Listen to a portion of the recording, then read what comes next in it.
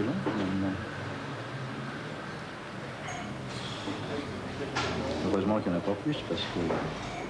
Petit jeu avec le cinéaste Jacques Rivette, à l'occasion de la sortie de La Bande des Quatre, son dernier film, le plus lumineux et le plus libre qui soit. Quel film se cache derrière leur titre et quel rapport entretient Rivette avec les titres de ses films? Bon, ça suffira. Ça en fait combien? Ça en fait 13, dont un court-métrage, mais en fait ça en fait 14 parce que, comme toujours, il y en a un en plus, il y en a un qui compte double, même il devrait compter décuple, c'est out, puisqu'il y a d'une part la version longue et d'autre part la version courte. Alors la version longue, peu de personnes l'ont vue, et la version courte, pas beaucoup de monde non plus, mais enfin elle a quand même eu une exploitation. C'est ce qui vous vient en premier, les titres de vos films? C'est ce qui vient en premier ou c'est ce qui vient en dernier, ça dépend. Mais c'est vrai que c'est au début ou à la fin, c'est jamais au milieu qu'on trouve un titre. C'est assez tôt ou au contraire très tard. Votre premier court-métrage? Alors là, c'est un titre, c'est pas moi qui l'ai inventé.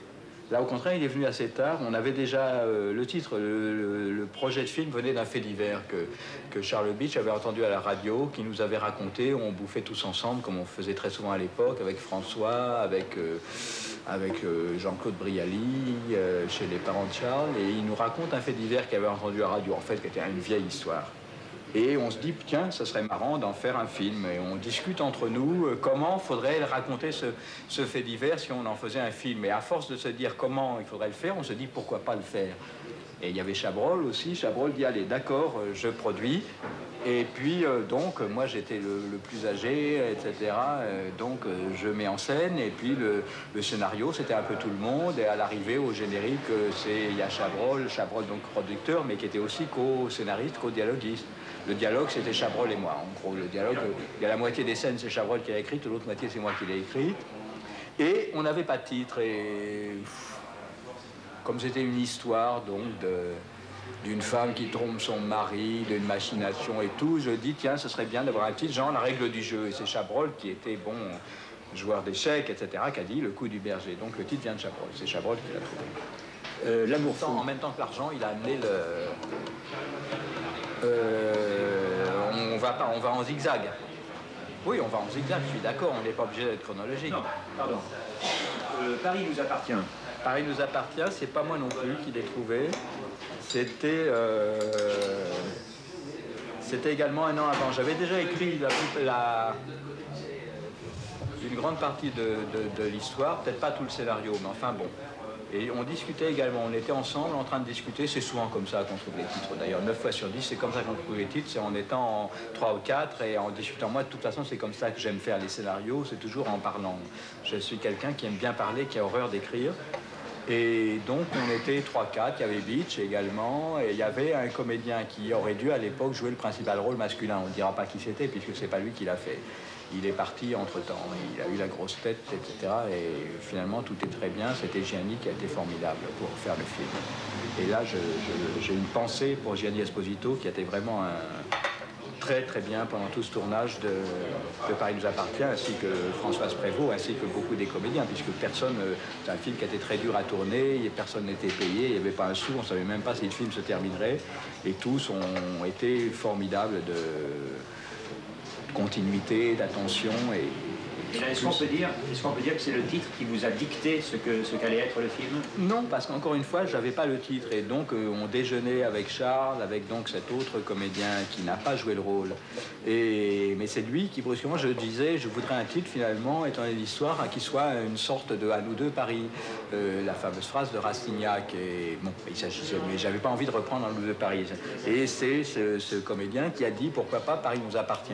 Et j'ai dit, tiens, Paris nous appartient, c'est pas mal. Et c'est après coup que j'ai compris pourquoi ça m'avait plu quand il avait lancé Paris nous appartient.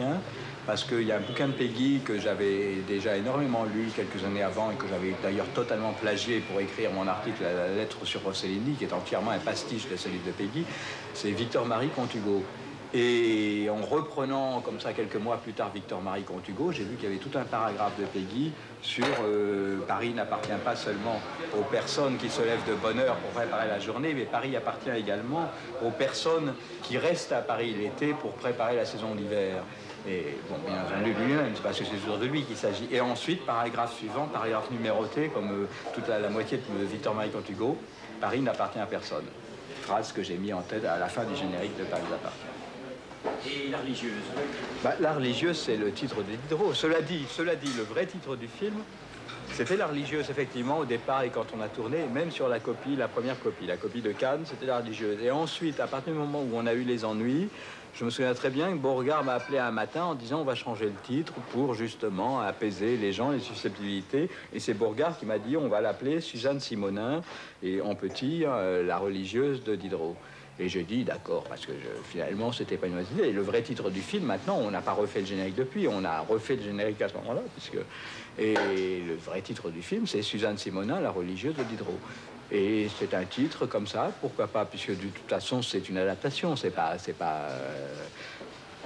Donc tout le monde l'appelle la religieuse, moi-même je l'appelle la religieuse, mais je trouve que c'est un bon titre de dire Suzanne Simonin, ça marque justement que c'est une adaptation et que, encore une fois, c'est... De toute façon, ce qui nous avait intéressé, c'était Gruau qui avait eu l'idée de faire un film d'après la religieuse. Il l'avait déjà écrit sous forme d'adaptation théâtrale et il était venu me voir pendant qu'on montait Paris nous appartient, dont il était co-scénariste, en me disant, bon, j'ai écrit une adaptation théâtrale, mais finalement, ça serait formidable d'en faire un film. J'avais dit, oh là là, un film, personne ne voudra.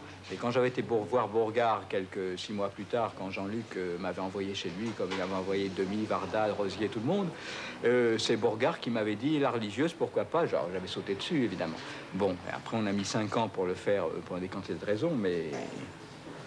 Ça vous est arrivé dans d'autres cas qu'un producteur vous fasse changer un titre? Non, c'est la seule fois, mais c'était encore une fois, il avait tout à fait raison. D'abord, il faisait ça pour essayer d'aider la sortie du film, ce qui était son travail et aussi le mien. Et puis, c'était bien, parce qu'encore une fois, c'est un roman, donc un roman, c'est fait pour être adapté, réadapté, et c'était bien que le titre soit un petit peu différent. Donc, moi, je suis d'accord si on dit que le vrai titre, c'est Suzanne Simonin. Puisque surtout, on a vraiment centré sur le personnage principal joué par Anna, et c'est Anna quand même qui a...